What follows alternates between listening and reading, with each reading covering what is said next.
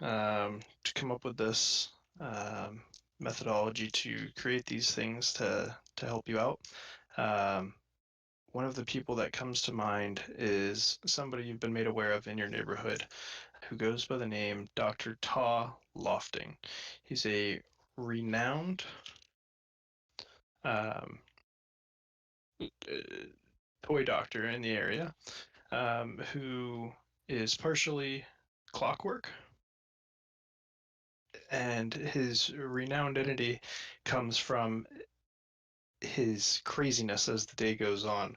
Most people don't see him during the morning when he is the sanest, but come later in the evening and afternoon, he starts to go about half mad, if you would.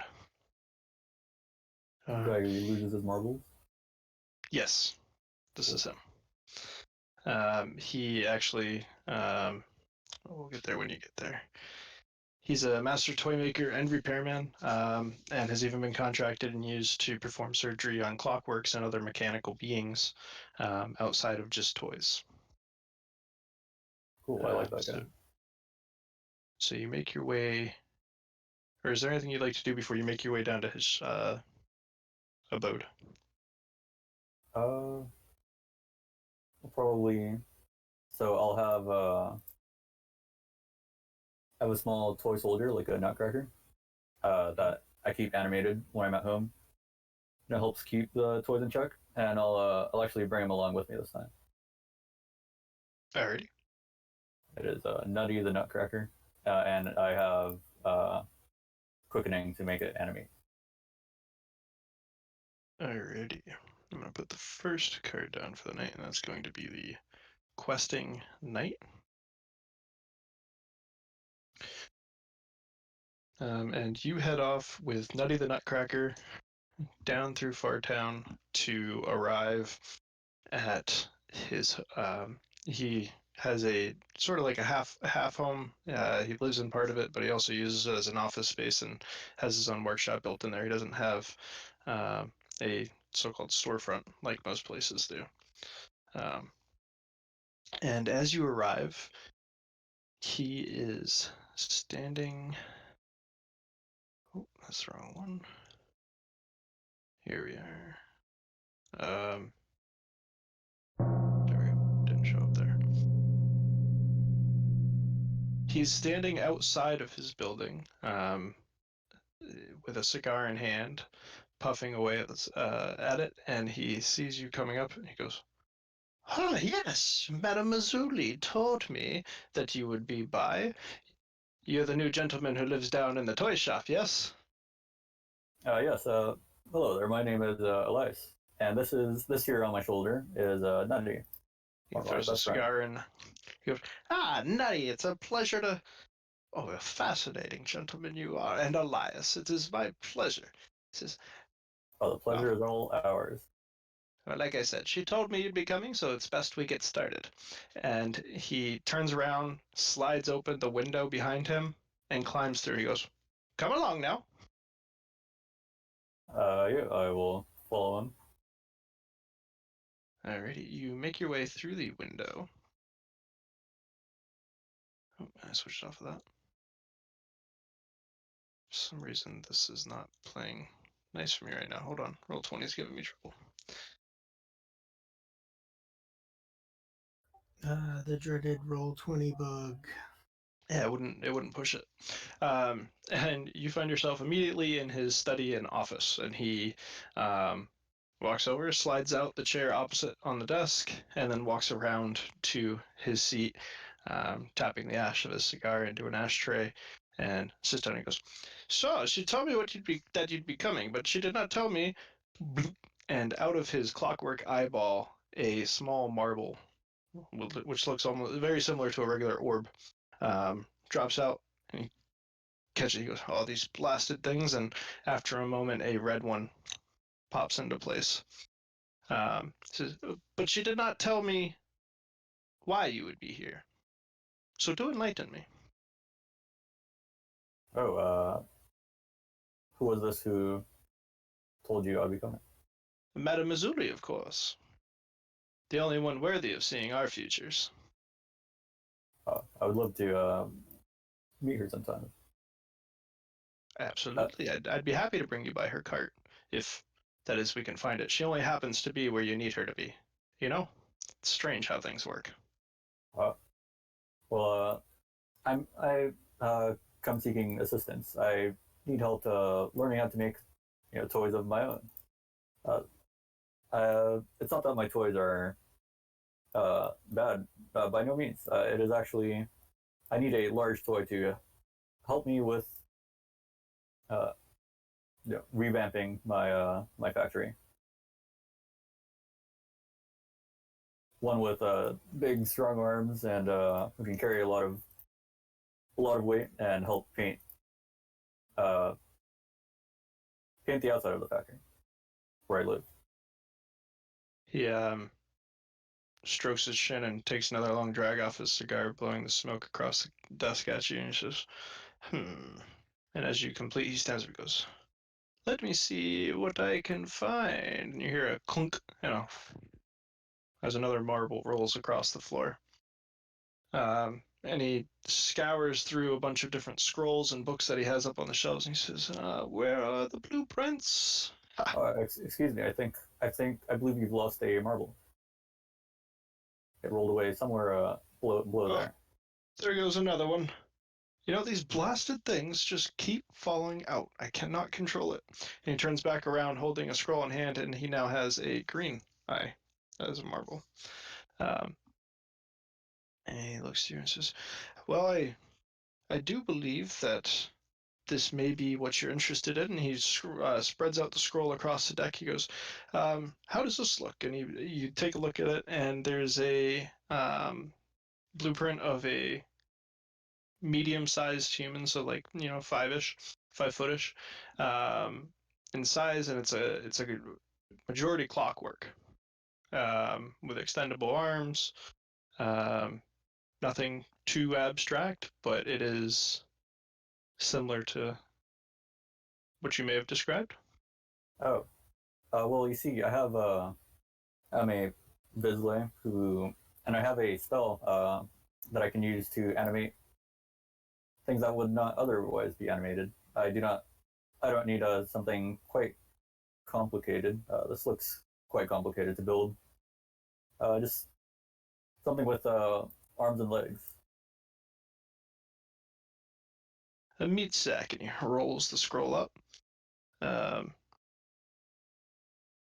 and comes back to you with a book. And he slides it across, opening it to a page about patchwork dolls, um, mostly made out of cloth and cotton. He says, we could scale one of these up. You say you want it big enough to lift things. Something like this might be a possibility. I could certainly. This wouldn't be too much trouble to teach you. Oh yes, though it's not made out of meat. I hope. No, Not a, no, no. Misak was a good friend of mine. uh, Just the idea popped in my head. That's all. Says these here, you stuff them with cotton, fabric shavings, thread, whatever it is you can come across. Really, it's mostly just the scraps from the shop. yes, this sounds marvelous. He goes, "Oh, fantastic!" And he says, "Come with me then. I suppose it'd be best to just get started with this." Um, and he leads you to, or he walks over to a door in the corner of his office and opens it up, and you can hear the soft hum of machinery coming through. Okay. As you walk in, there are um, different types of machinery. There's stitching machines, large clock structures that are half disassembled, small watches pinned across the area, as well as various what appear to be body parts, from different, maybe Visley, maybe not, um, scattered about, hung in jars, tools and compasses strewn about. Um, and you get the divination from the questing knight that you are going to need to focus very hard to actually learn anything from this guy. As he starts talking about the different machineries, he's talking at a level beyond what a rudimentary understanding of what the machine does. He's almost teaching outside of his element, expecting you to be on his mental level when describing things. And you get the sense that this might be a long day. Oh, Mr.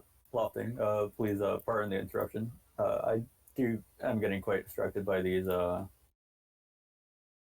sorry to say, quite grotesque things in jars.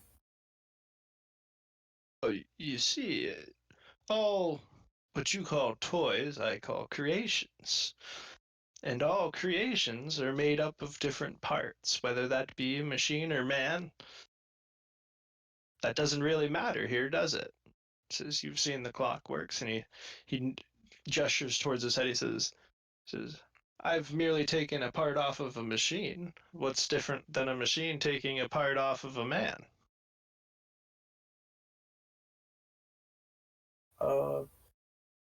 I suppose, yeah, that sounds about correct. I apologize for Says, the not at all. treatment. No apologies necessary. You're here to learn, my boy. You're here to learn, and that is what you shall do. And he gets to the end of the area where there's a bunch of different fabrics laid out, um, threads of different sizes, consistencies. He says, start by picking the material, and then we will discuss how to create. Oh, So pretty much any kind of fabric that you can imagine would be here. So velvet, velvet. also something softer. Go ahead and make a perception roll.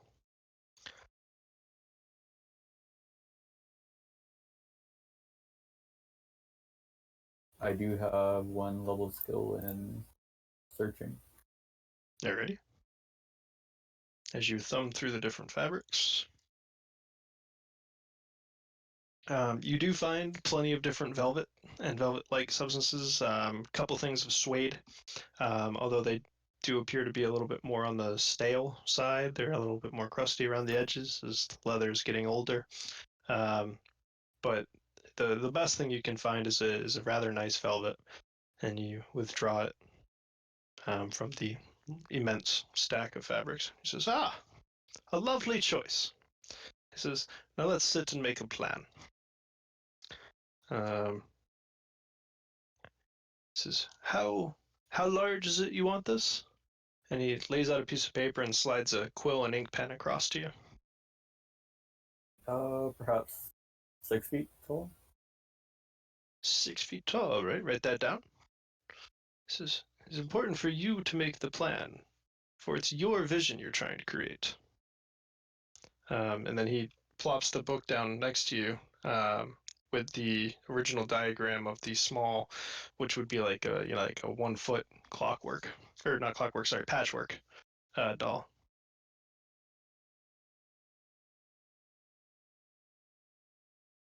Says it's rather simple math. If you want it to be 6 foot, then you have to take the feet away, and then you have six. And if you have six, then you can make it larger from the one.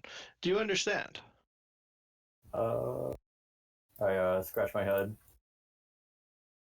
Oh, Says, I do have a friend who might be able to parse this out. Help me parse this out. And I'd like to use 4 sorcery and 1 physicality to cast, or to use my counselor forte ability. alrighty, go ahead and what does that do? Alright, put it in the chat. Alrighty.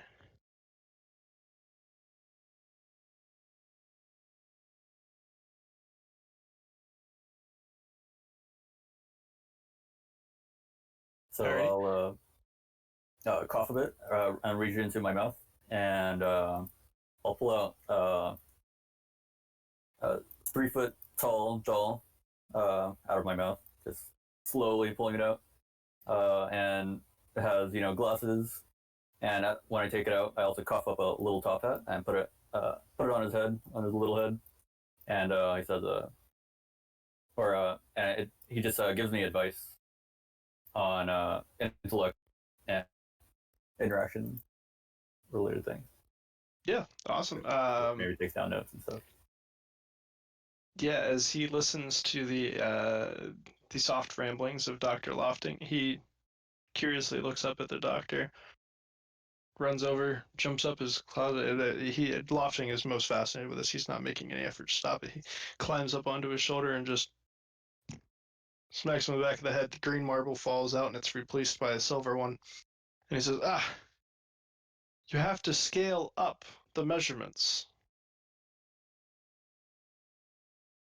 And he says things in a little bit more layman terms for the time being. Okay.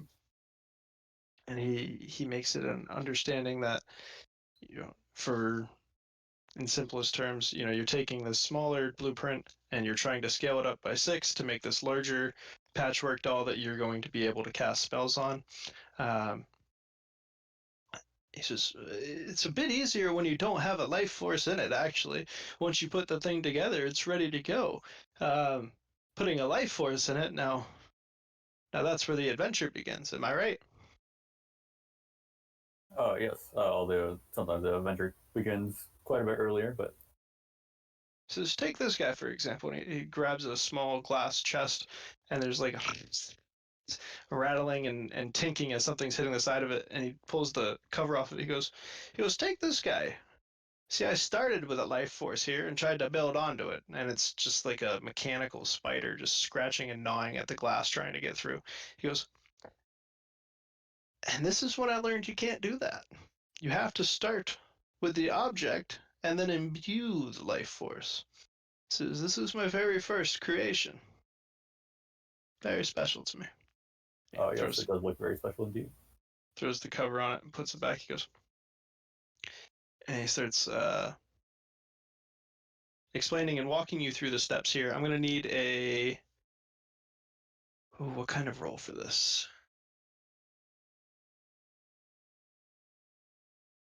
For you to start, it's going to be an intellect roll, which thankfully you have that bonus there. If you want to use it, the intellect roll to start making the scaling drawing so that you have a plan to work off of as you create this. Spend an intellect thing. Second.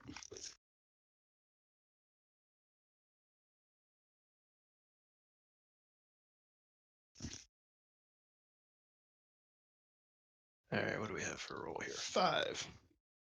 Without much trouble over the course of the next 30 minutes or so, you take the original drawing and you translate it into the measurements and sizes of pieces that you'll need to cut out in order to create this new doll.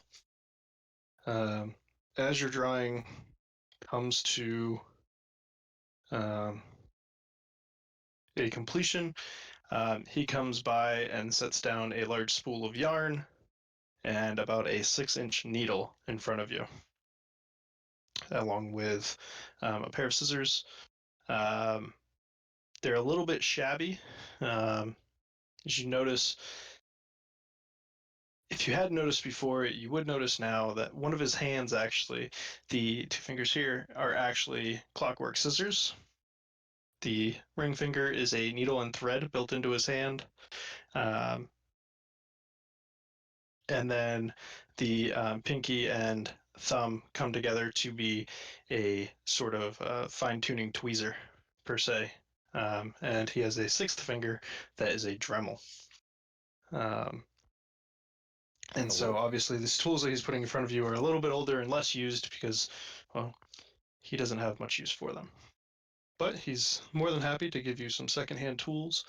He says, well, now we have to cut them out.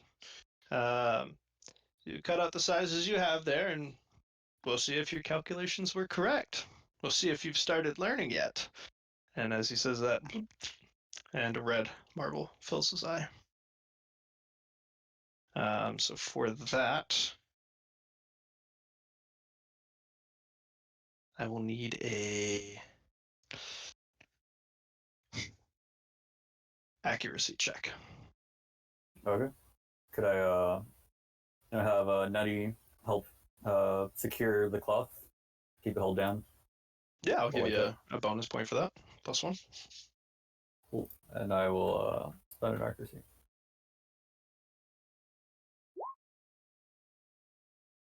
All these rolls. Yeah, you take a moment to kind of fan out the fabric, take some sketchings of where you're going to need to cut, and Nutty kind of goes by the lines and holds it kind of separated so you have a nice taut area to cut on. I mean, you're pretty close to the line most of the way through without much deviation, and as he's watching over his shoulder, he goes, "Yes, yes, yes, yes. A little left. Yes, that'll do. Very good job. I say I must take up the teaching profession after this. This is uh, now that you have your pieces, it's rather simple actually. You just need to stitch them together." He says, "You have used a needle before, yes?" A little bit. I do try to fix the toys that the factory I live in makes. Oh, we're gonna put it to the test here, and I'm gonna flip another Sooth card here, and it's gonna be the Alchemist.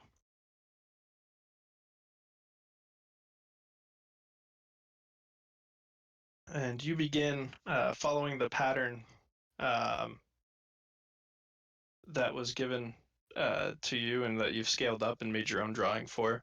Um, and as you start getting some of the stitchings in, you get the arms sewed together and the legs sewed together.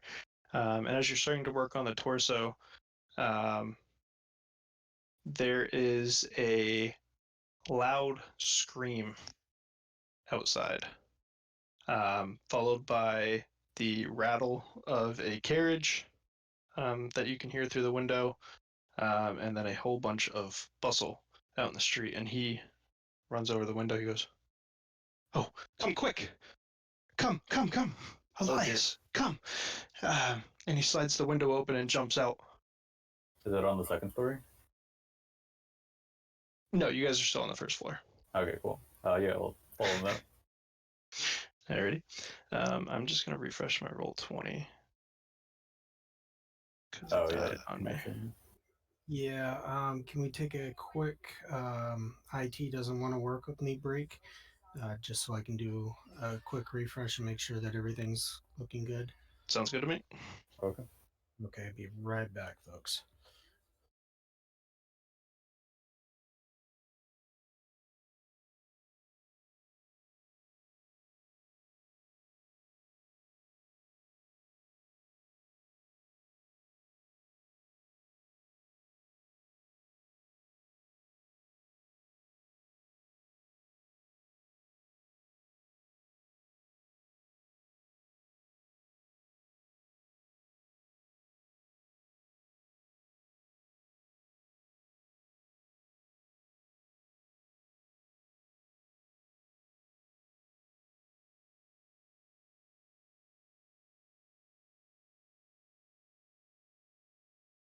All right, folks, we're back. Sorry about the roll 20 bug hitting us again.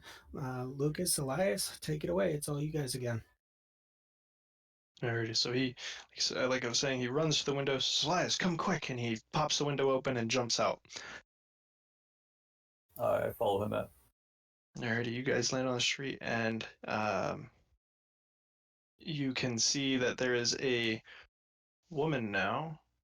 Uh, uh, where's our roll 20 page? There we go. This image doesn't quite do her justice for the situation she's in, but she is standing in front of a carriage that is drawn by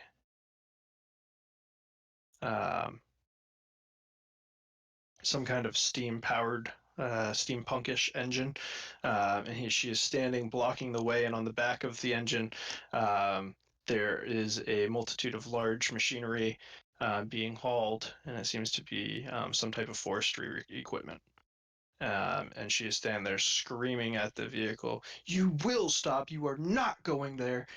And it's causing quite the commotion out there. As you guys land on the street, the um, steam engine starts kicking up again and starts moving forward, and she stands fast. And it plows right into her, knocking her to the ground, and the tracks and wheels of the hauling equipment runs over her, separating her head from her body, leaving a splat on the ground. Oh. Oh dear. Elias is just dropped at this point. Alrighty. As it finally clears the body and continues on down the road towards the actually it's headed towards your factory, but it's on the road past it. And Dr. Lofting runs and goes, "Oh dear, your doll's gonna have to wait." And he runs over and grabs the body underneath the arms and starts hauling the body towards towards his shop. And says, "Elias, what are you doing? Grab the head, quick!" I will. Am I holding a piece of cloth still? Yeah, I'd like to think you're holding like a little piece of a cloth and a needle in one hand. Like, what's going on? Yeah, I will. I guess very carefully grab the head and the cloth. I scoop up the head, and he goes over to a doorway this time and opens that and walks in, slides your patchwork doll completely off the workbench and hauls the body up there. He goes, "We must act quick." He goes, "Quick, put the head in place." I'll carefully put the head in place, trying not Um, to touch it with my hands. yeah, and he turns around and he starts grabbing things off of shelves, gears, pieces of sheet metal, different levers and tools, small hammers and pliers, and starts throwing them to you. He says, "Quick, set up the work area." And Uh, as this is all happening, he's like losing marble after marble after marble pretty consistently. oh, I believe you're losing your. I'll here. Let me help set up, and I'll try putting things in place. Not that I know where they go. Alrighty. Give me an intellect check as you're doing this, just to see how easy the rest of this is going to be. 5 every time. You got your enter button loaded over there, or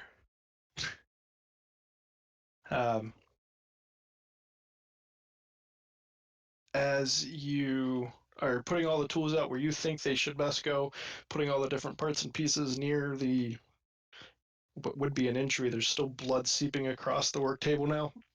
Excuse me. Um, and he quickly goes, "All right, quickly, I need you to connect that to there. That gear needs to go into here, and we need to wrap the sheet around this." And he's just giving you a scrambling mess of of instructions. Um, Go ahead and roll another intellect check for me. I'm running out of intellect, Bennett. Oh yes, not a 5. Good roll. Things start clicking as he's pointing and talking with his hands and shouting. You can gather that he is going to try to reattach the head to the body using clockwork parts. Um,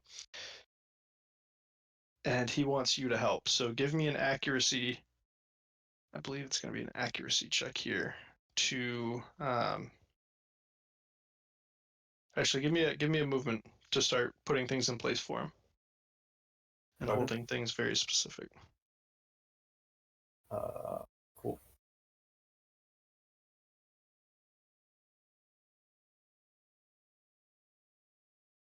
There's an 8. What do we got here? An 8. Um, within a matter of about 20-30 minutes, the two of you are able to get this apparatus fixed onto the shoulders of this woman, um, and get the head to where it is secured back to the body. However, there is no life that's returned to it. And he kicks back in his chair. He goes, that was a close one. He goes, you did well, my boy.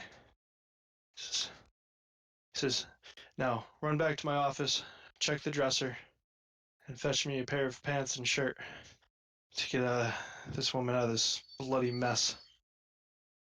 Okay, I'll bring him the pants and shirt if I can find it. Yeah, go ahead and do a perception. I think would be a accurate search thing here. And add your What do you +1 have? for your search. Search.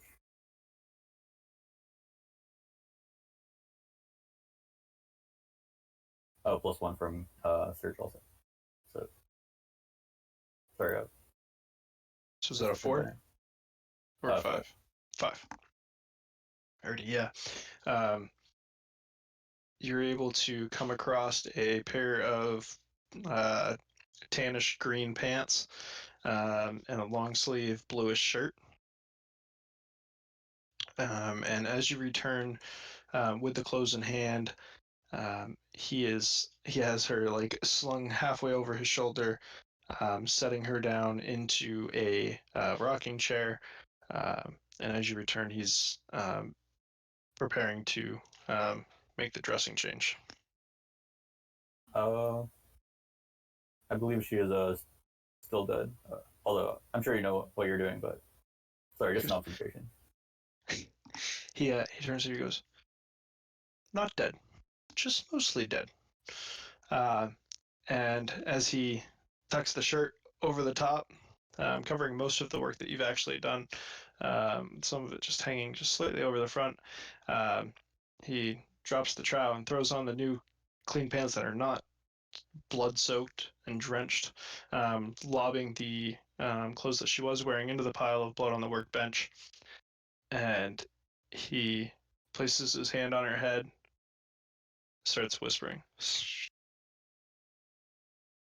And you can see a blue and white energy flowing from his hand into the head, and then that energy slowly coming down its face and connecting with the clockwork parts that are connected to her. Shimmering essence going down, and then a soft clicking and the whirling of the gears starting to turn, followed by it hitting her torso where it was separated. And did that show? Yeah. Okay.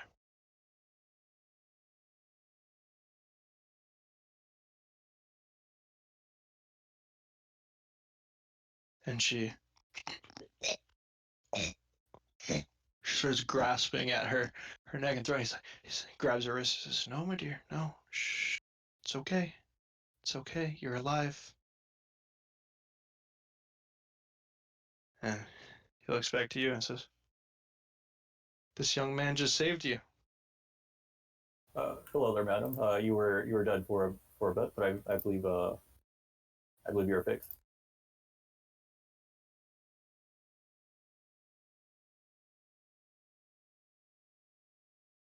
How? I I was dead? Eh, Thank you so much, sir. I owe you my life. A debt I must pay back. What can I possibly do for you?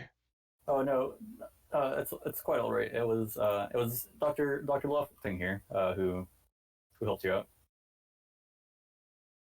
Oh, the young man is modest and had nothing to do with me. It was all him. I assure you. This is and as the stress is starting to decline in the situation, his marbles are starting to stay in his eye for longer periods of time before dropping out. And with that, I'm going to drop a new Sooth card here.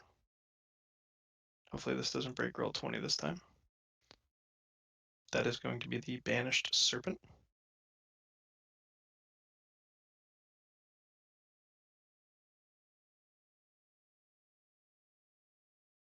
Ooh, Oh, you survived that card flip. No broken roll 20. Actually, don't even see the card. Okay. that's probably being shown to the stream. Oh yeah, right. Yep, there it is. And as this exchange is happening, there's a soft ding as a bell ticks off at the front door, and in walks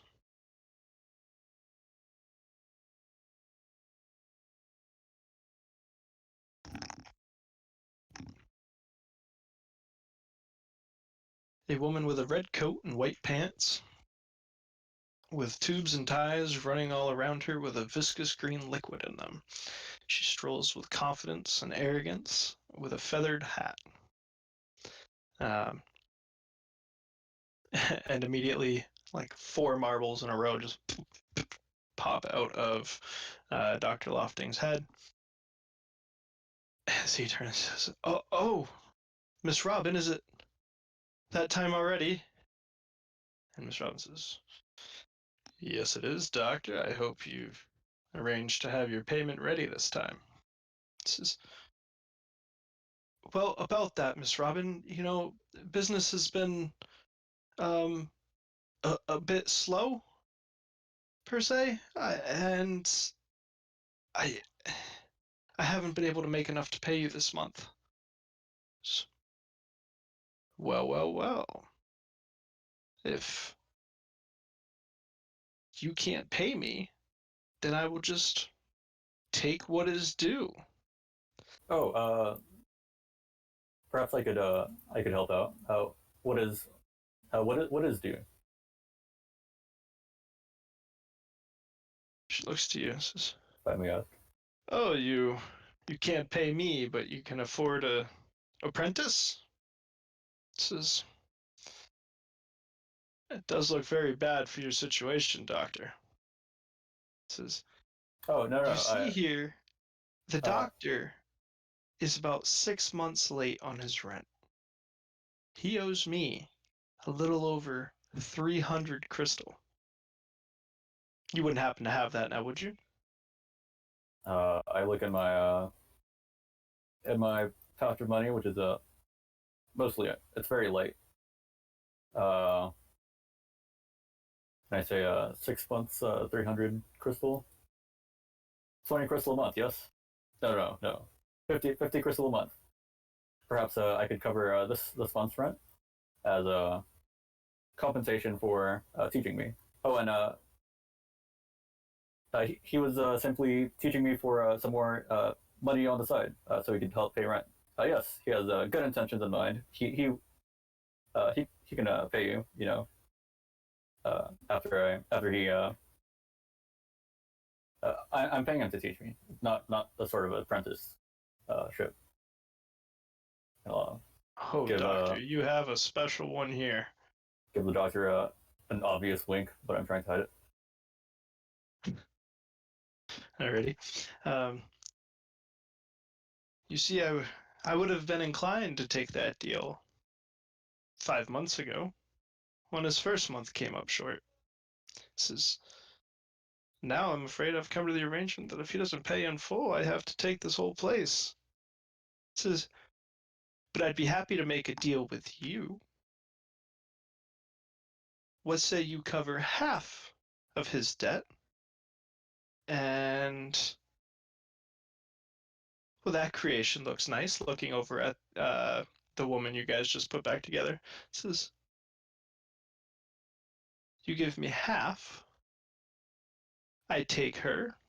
Next month, you give me the other half, and you can have her back." Oh, I believe Miss I'm sorry, what was your name?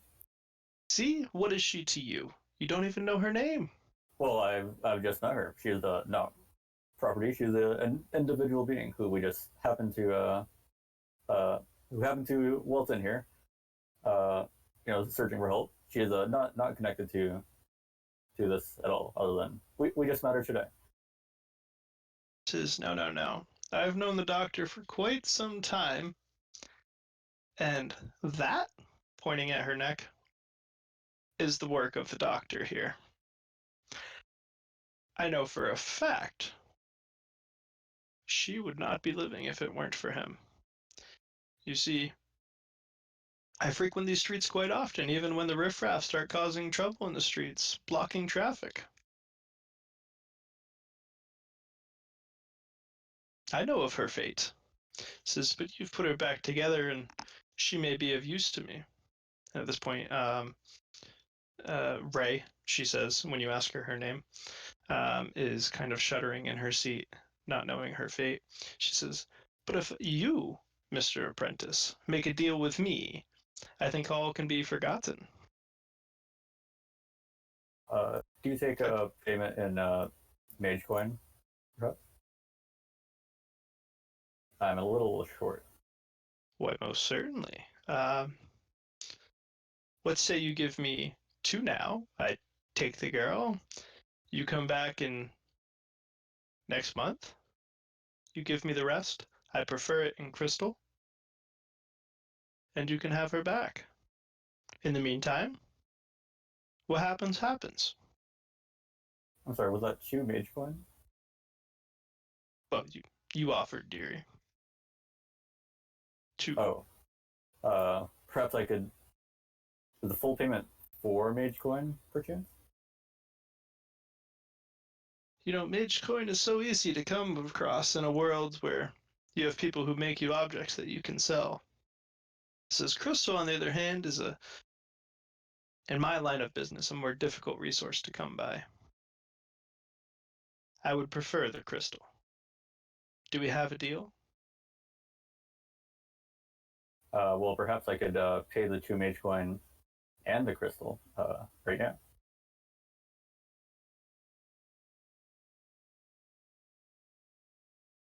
So you can pay me 150 crystal and 2 mage coins.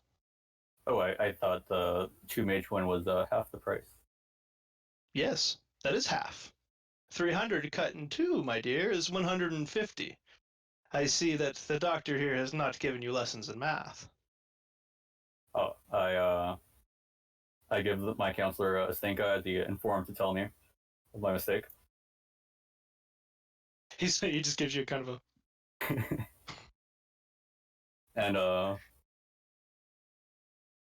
I'll say 2 mage coin now then. I'll hand her 2 mage coin. Deal. And she grabs the mage coin and she says, you owe this boy your life, doctor. And she walks by and grabs Ray by the arm and hauls her out the door. I'll be back. See you in a month. And she disappears out the door, and you are left there with the doctor, who is now As she sitting. disappears out the door, I'll blow a raspberry. She looks back, cute, and disappears out of sight. Oh, sorry, I thought you were going. And the doctor is now sitting there with his hand on his head, like, oh, what the fuck?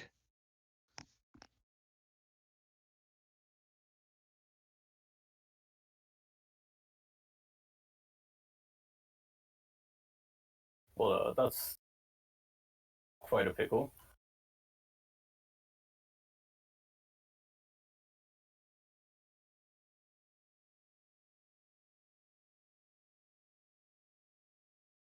Ambassador is going to be the next card flip after that scene. Says, well, I really appreciate you. I can't pay you, you know that. Oh, I believe you have paid me enough. You see, I learned to have been able to learn this on my own without such an excellent mentor. Well, I feel bad we haven't even finished your doll. He says, let's get that finished and then we'll discuss things.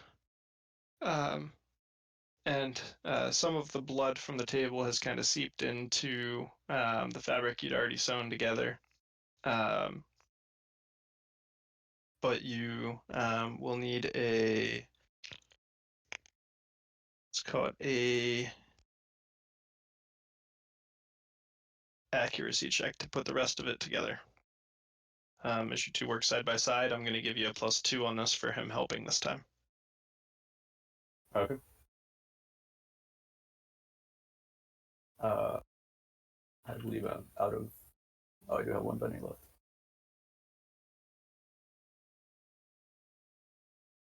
+2 from him.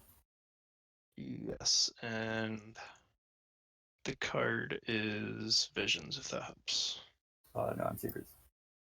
Ooh, slightly better than a 5.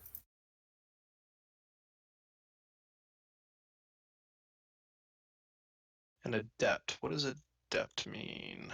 That means something. +2 of Year of the Heart. Okay.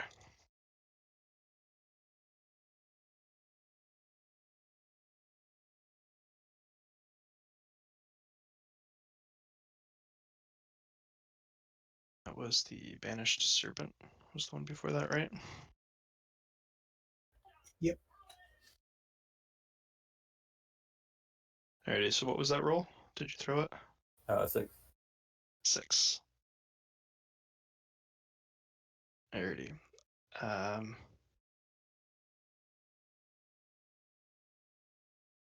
So yeah, as the next half hour to an hour goes on, you guys are able to get the head stitched together and the torso, and you leave a slit down the front of it so that you can fill it with all the stuffings. He supplies you with a trash barrel full of different fabric scraps, cotton filling, um, and thread scraps for you to fill it with. Just roll me just a straight up D10.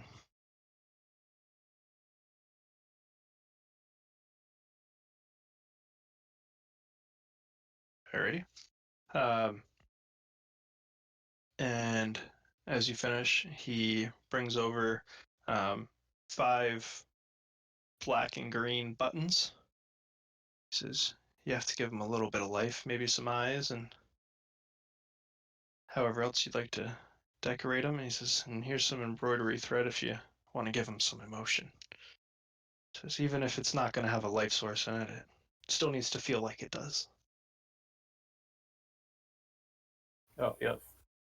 Um, I will. So I don't. Oh, right now? It's just, yeah, well, absolutely. Do it as you see fit. Make it the being I'll that you want it to be. stuff it up, add 2 black eyes, uh, a green nose, which looks terrible, but I don't seem to have noticed. Uh, and use the other 2 buttons on the chest, I guess, and then sew it up. Alrighty. I am going to give you a joy for the card flip, and that you succeed um, in something that you're doing. And also going to give you 1 level as a skill in toy making, as you've spent most of the day at this point with him. A few hours in his workshop working not only on the patchwork doll, but you also learned a little bit about infusing organic material with clockwork parts. Oh, are those 2 different skills? No, they're both going to fall under, I guess, toy making. Okay. Because I mean, you could build a clockwork toy. So, like, if you're doing something in that manner, I would say that would apply. Okay.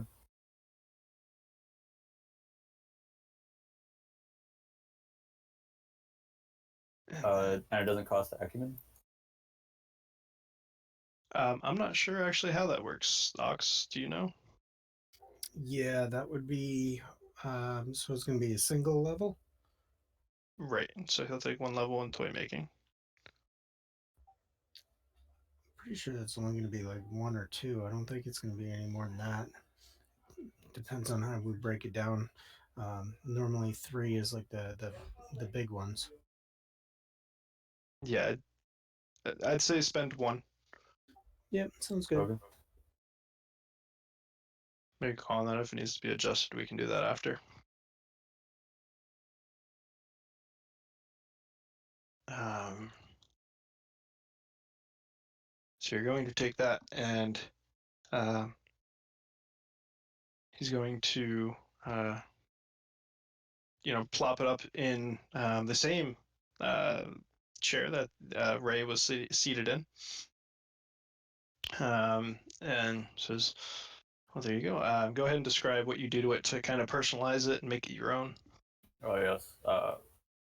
So it has two black eyes and a green nose. The green nose doesn't seem to fit at all, but I don't notice. And I sew a giant, huge mouth on it, like too large. It looks like it's gonna eat someone, kind of thing. But I think it looks great. All right, like gaping or like. Yeah. All right. Not actually open. But like just out of red cloth maybe. Mm-hmm. And sew two buttons on its chest. And I guess it is finished. Or can I add more details? You can add more details. Add as much as you like. Oh. Yeah, I can always upgrade it later. I don't want to take too much of Dr. Lofting's time. Alrighty. And as you're doing that, he's tinkering over in the corner. And as you complete, he comes over to you, and he has a small platter in his hand, and on it is a heart with a white and silvery pin placed into it. He says, "Elias, I'm afraid the day is wearing heavy on me, and this is going to be difficult to get out." But and he kind of like holds the marble in as he's talking. He's like, "I'd like to give you a gift. You've saved my life today, and it wasn't the only one you saved." Is he holding the wrong eye? No, he's holding the marble eye. Oh, He's yeah. trying to stop the marble from coming out because he's starting to lose it. Sorry, I just see your webcam is on the wrong eye. Oh, it's mirrored. Oh. He says, if you would allow me, I would like to imbue this heart in your doll." Sure. Go ahead. Alrighty. And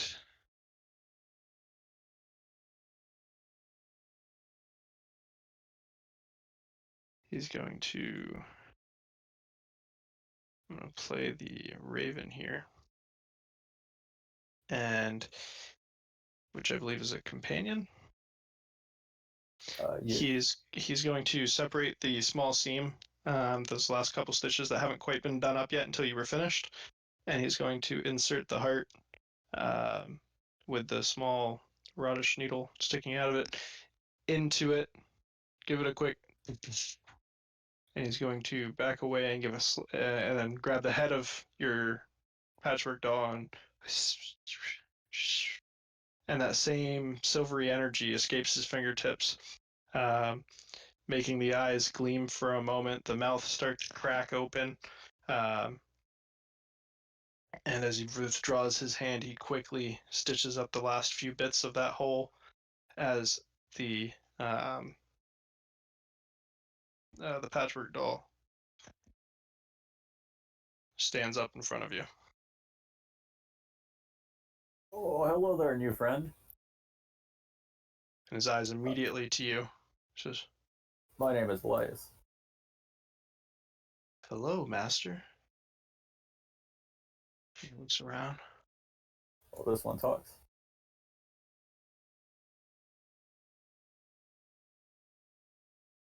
"Where am I?" You are in the house of my good friend here, Dr. Lofting. Says, "This is a wonderful place you have." And he looks back to you and goes, "I'm so happy to be here. How can I'm I so serve happy you?" you're here too. Not yet. We will come back to my place, and you can get yourself situated. And Very well. I'll walk over to Dr. Lofting, shake his hand vigorously, and say, "Well, thank you, Mr. Lofting. This is quite a bit better than I could even imagine. This is one It's of the best been a days of my life." pleasure to teach you. Says, I hope you take this gift for what it's worth. Says, and I do owe you. Don't forget that, and I will pay you back, whether it be with Oh, knowledge or not. don't worry about the mage coin. If you need help with those that 150 crystal orbs, I don't quite have enough right now, but perhaps in a month's time, I believe it was, He goes, I should be able to help. yes, you will be back in a month, yes? Kind of like eyeing you questioningly, with a smile on his face. Yes, of course. Says- He goes, I don't notice very anything well. suspicious. He goes, very well. And please, if you need my help, you can call me anytime. I live in that that factory over there. He My says, little and slice of heaven. perhaps, just if you wouldn't mind, would it be possible if Nutty could stay behind so I could study him? He's a peculiar being. Oh, I'm going to. So Nutty can't actually talk, but I think he does. And in my mind, he talks. And I'm going to go up to Nutty and say, Nutty, would you be all right staying with this nice man? I'm going to roll a D2. That's that fine. I don't even recall which was which. Okay, I'm gonna roll again. One is no, and 2 is a yes. Okay, Nutty is fine staying behind. And he goes, most appreciated, and hopefully I see you before, but if not, in a month. Oh yes, Nutty, please keep this man company. He is a good man. Alrighty. As you make your leave with your new unnamed patchwork doll, Oh, I named him Mortimer. Wartimer. Let me actually make note of that.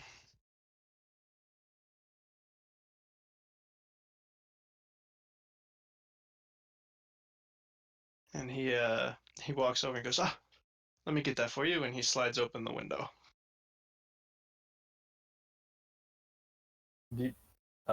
Is this your normal entrance? It's one of them. All right. I'll hop out the window and say, until next time, Dr. Lofting, thank you for your help. And I hope business goes better for you. And Soon. he gives you almost a snide goodbye, Elias, as you're leaving. Snide goodbye. Yes. Can I roll to perceive that? Yeah, go ahead and make a intellect, I believe that would be for insight. Okay. Yeah. I give him a big smile. So I rolled a 1. Alrighty. And you make your way off back towards your toy factory. As you Yeah. pass the puddle of blood in the street. Oh, that's normal in Fartown, right? Yeah, more or less. Cool. No problem. Alrighty. Is there anything else you'd like to do on your way back or when you get back? Oh yes, I will show Mortimer around. How intelligent is Mortimer? I would say on a scale of 1 to 10 Bene in intellect, he's probably sitting around a 1 or 2. Okay. He's going to be the equivalent of a level 1 thought form. Okay. Is he like does he make his own decisions or only follow orders? He will only follow orders. And can orders be as complicated as like keep the toys company and like help clean them and stuff? I'd say something like that where it's a menial task. Yeah. Okay, cool. I'll ask him to keep the toys company, Alrighty. and I'll hug him and cherish him every day. Sounds good. We actually plowed through the things that I had planned. So if you're alright with it, unless you had something else that you were looking to do or accomplish tonight, Okay. that's what I have. I think that is it. Oh, I do have a horrid feeder that I've been neglecting. I don't have no idea what it is though. I think it's just another doll. A horrid feeder? Yes. The minor demon of destruction, destruction by eating. Looks like a dapper, well-dressed human that stands only 2 feet tall, but its mouth can open impossibly large when feeding. Oh, And it yes. tricks creatures into thinking it's harmless. And that has probably been eating your dolls. It was bound. If I unbind it, does it start eating? Like, do I notice it's eating? I'm not sure. Where did you end up getting that from? The red in session 9. Okay. That would be a question for a side session on Obsidian Portal, if you wanted to start a thread on that. And I think that would fall under Ixalina's jurisdiction. Okay. I don't want to make any calls on that one. I also have a forbidden fruit. Yeah, you do. Is there something you'd like to do with it? So it's been in the fridge for a while. Does it rot? How long does it take to rot?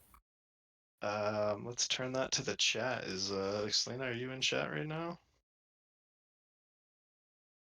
Or are you able to jump in here and answer some questions?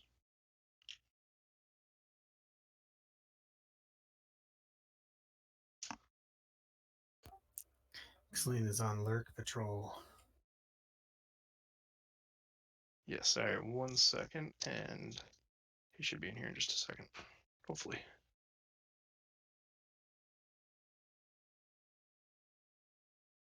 Yeah, no problem. Real quick, we'll wrap that up in just a second. It's gonna be. Hey, folks. Go ahead and go with that. Hey, X. We had some questions about the shelf life of this fruit. The fruit has no shelf life. It's eternal. So it can last as long as you want. And when you eat it, you get the knowledge of a secret of your choice. But if you eat it rotten, it supposedly gives you knowledge on a night side secret. That is correct. If you do anything to tarnish it or let it go bad, or make it decompose and eat it rotten, you can get a night side secret. Okay. But it won't just like vanish. You have all your time to decide what you want to do with it. Okay, cool. Hey, real quick, big shout out to, I'm probably saying it wrong, Kralali, one of those, for the newest follow. Thanks for that. Was there something you wanted to do with that apple? Not yet. Okay. I haven't decided yet. All right. In that case, let's hit up that wrap up real quick. We have the 1 acumen for the side session. Okay. And then you got a joy for completing that, and also the task at hand of getting that level 1 skill. Was there anything else? Did you have any character arcs that were based around this? Yes, I have defense, which is so I'm trying to defend my factory by preventing it from being torn down by printing it up. So hopefully they don't tear it down.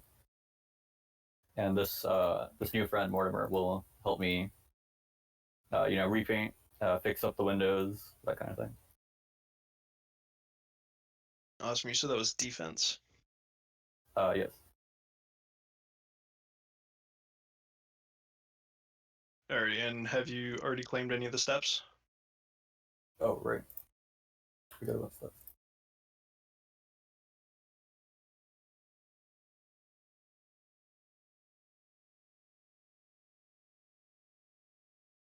Uh,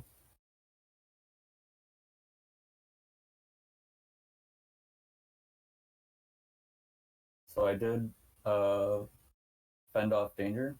I've done one fend off danger, and it says fend off danger has multiple steps. So I guess this didn't do any steps. And you Yeah. already did. Did you already do the account for your resources? Yes. Okay. Yeah, I would say that you hadn't really touched on those specifically. You have acquired a way to assist you in hitting more steps, um, but not that you actively defended against anything regarding your factory. You're just Okay. taking steps towards that, so that when it does happen, you're prepared. If they had a prepare step, I'd say that, but it doesn't look like there is one in there.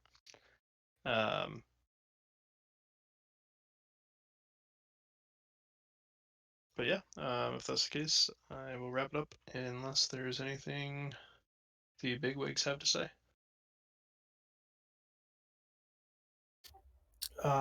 Just gonna say, thanks for the follow there, Crowley. Um, hopefully I pronounced that right. It looks good. Um, thanks for the follow. Thanks for joining in and checking us out. Lucas, Elias, great job tonight. You guys put together a very entertaining scenario for us. I think it was lots of good stuff and plenty of fun. We get introduced to some really interesting NPCs, and kind of curious to see how this goes with the good doctor and that interesting Miss Robin. Um, Crowley, you're coming in right at the end of this one. So if you are interested in seeing some very interesting stuff, I would say check us out at 4 p.m. Eastern Saturday. We're going through the tail end of a uh, pretty awesome dungeon that Excelina is going to be running us through. So um, definitely fun and excitement to come there. So definitely check us out. And thanks again for the follow.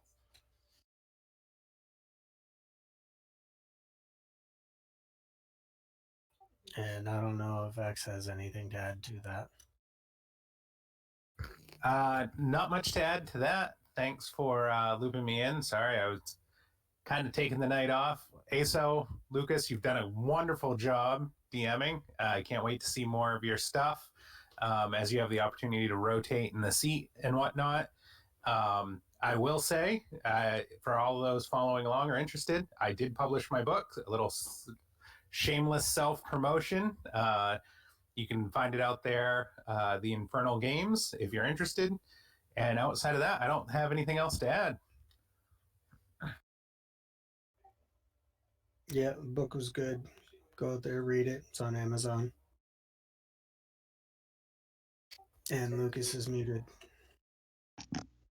Whoopsies. How long have I been muted? But with that, we'll close out for tonight. We'll see you guys on Saturday at 4 Eastern, like Ox said, and look forward to some more shenanigans there. All right. Good night, Nice all. work, guys. All right.